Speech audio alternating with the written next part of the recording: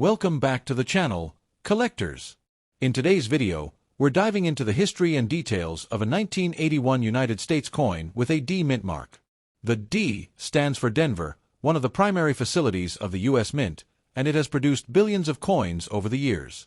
Whether it's a cent, a nickel, a dime, or a quarter, the Denver mint mark gives us a lot of insight into the coin's origin and collectability. Historical background. The year 1981 falls toward the end of a transitional era in U.S. coinage. During the late 1970s and early 1980s, the mint was still adjusting to changes in metal composition, inflation, and increasing demand for coinage. Collectors often study 1981 coins closely, as they were minted in huge numbers but still hold unique interest due to mint mark placement, varieties, and condition. The Denver Mint. The D mint mark tells us the coin was produced at the Denver Mint, which has been striking coins since 1906. The facility is one of the most important in the U.S., producing circulation coins as well as official mint sets.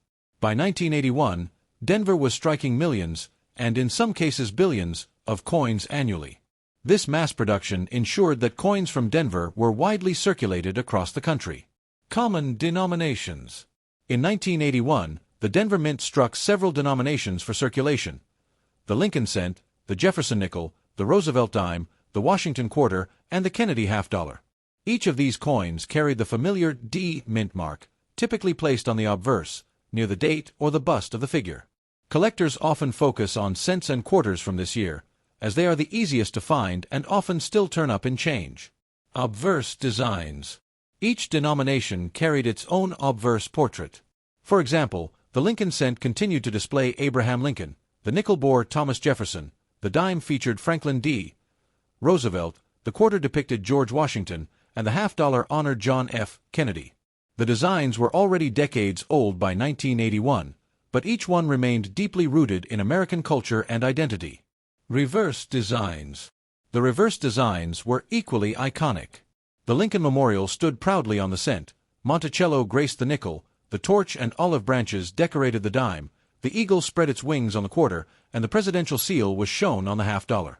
For everyday Americans in 1981, these designs were so common that they hardly thought about them, yet today collectors view them with nostalgia. Mintage numbers. One of the most notable aspects of 1981 D mint mark coins is the sheer quantity minted. The Denver Mint produced hundreds of millions of coins in nearly every denomination that year. For example, over 5 billion Lincoln cents were struck between Philadelphia and Denver combined. Such massive mintages make most 1981 D coins common in circulation, but condition and errors can make all the difference in collectability.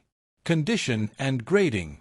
As with any collectible coin, condition is key.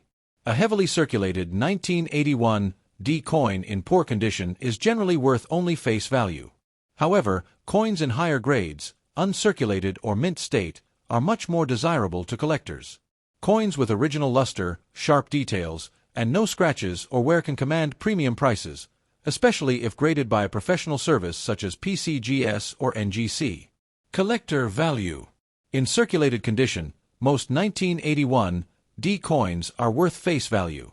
But in uncirculated condition, they can be worth several dollars, depending on denomination and grade. For example, a 1981 D Lincoln cent in MS65 can be worth a few dollars, while higher denominations like quarters or half-dollars in superb uncirculated grades can be worth even more. Proof or mint set coins from 1981 are also popular among collectors. Error coins. One of the most exciting areas for collectors is 1981 D error coins. Examples include off-center strikes, double dies, clipped planchets, and filled mint mark errors. These mistakes occurred during the minting process and are much scarcer than normal coins. Depending on the severity and uniqueness of the error, such coins can range from a few dollars to several hundred.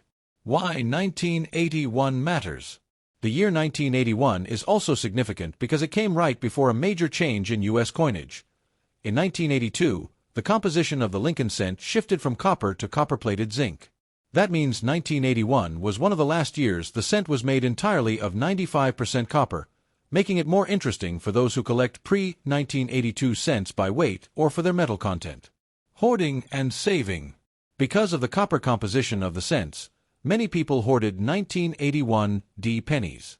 Even today, they are still pulled from circulation and saved in jars or rolls. Other denominations from 1981 don't carry the same metal value appeal, but they are still collected for their age and history. Modern collecting appeal. Today, 1981 D coins remain a fun and accessible entry point for new collectors. They're easy to find in circulation, affordable for beginners, and yet can still yield surprises when found in high grades or with errors. For advanced collectors, completing a full set of 1981 D coins across all denominations is an enjoyable challenge. Conclusion. In conclusion, the 1981 D United States coin, regardless of denomination, carries a unique place in modern numismatic history. With its roots in the Denver Mint, its massive mintage numbers, and its connection to an era of transition in U.S. coinage, it represents both everyday currency and a collectible treasure. Whether you're holding a darkened, circulated cent or a brilliant uncirculated half-dollar, the 1981 D Mint mark tells the story of American money at the dawn of the 1980s.